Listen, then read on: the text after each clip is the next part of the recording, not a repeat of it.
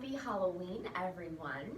What a great day to talk about meditation, right? This is just going to be a few minutes. It's not going to be an actual meditation. I'm just going to be talking about a few ways to maybe help you get started and to adding meditation into your practice. If it's not something that you already do, or maybe you're already getting into it yourself and there's some frustration going on, or you just want some fresh ideas, that's what I'm here for. I never thought of myself as someone who could sit and meditate. I'm a pastor's daughter.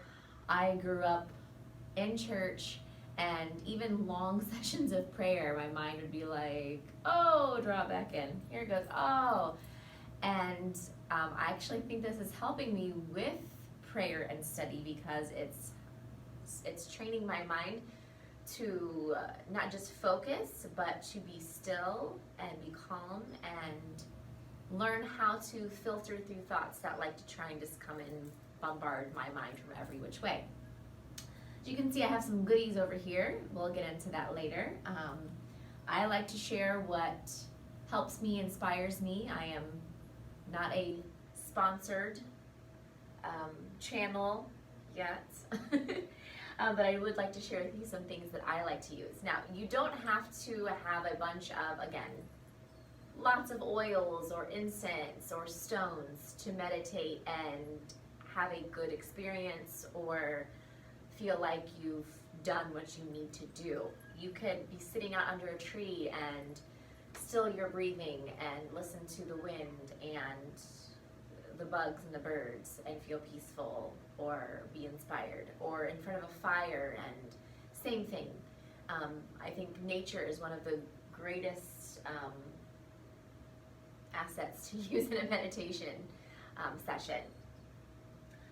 I personally started out using music. You know, a lot of people want complete silence. I'm not there yet. Not intentionally. I may be again out in nature after a hike or yoga session and find some peace and quiet out there.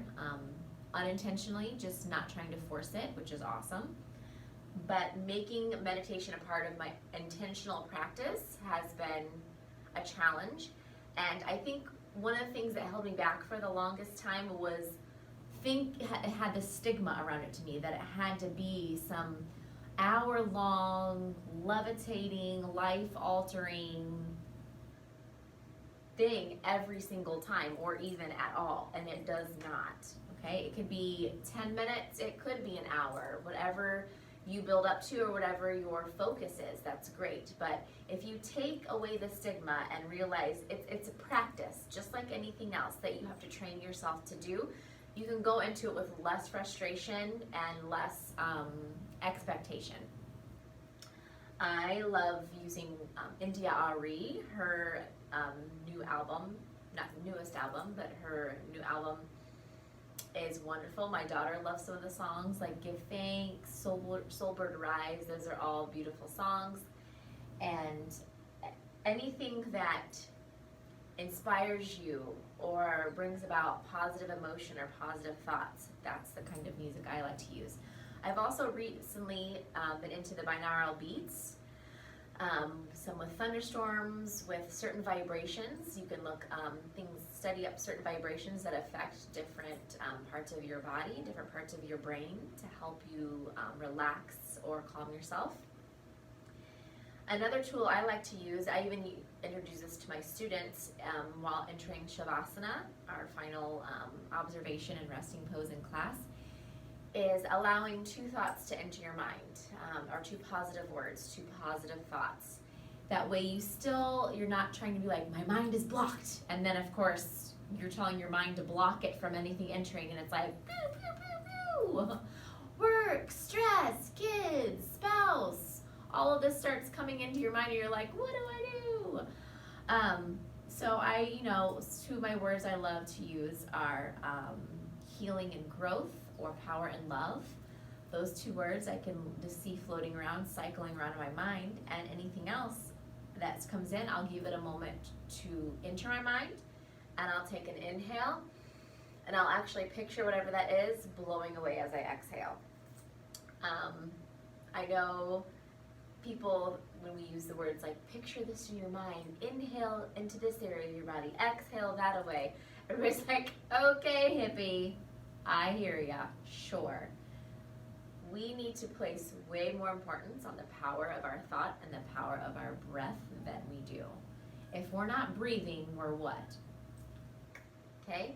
Our bodies breathe on their own without us even thinking because they have to. So taking a moment to focus on a certain style of breathing is actually going to remove yourself from whatever may be bothering you that you're focusing your mind on and focus it on your breath. And that's the point. So whatever genre or area of life you're coming from, whether you're a Christian or you're an atheist, you can meditate, okay? The word meditate is in the Bible, y'all.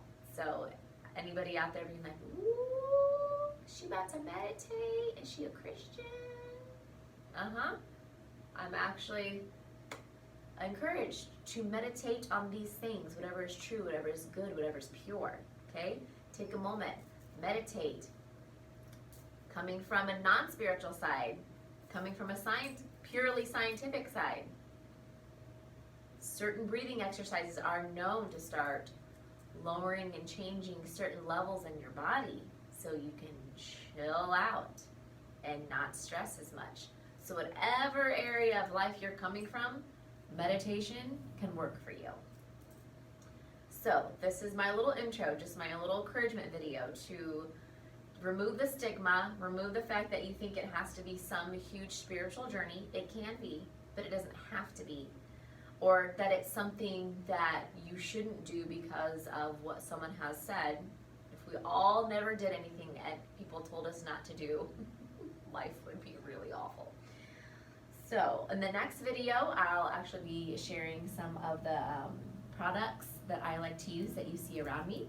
But I just wanted to share this with you so you could maybe, on your way to work, on your lunch break, while you're making dinner, whatever it is that you can take 10 minutes out of and do at the same time, and be encouraged to dig deep into how you can add a meditation practice into your life. You can, it's possible, and it's very beneficial. So I will see you in the next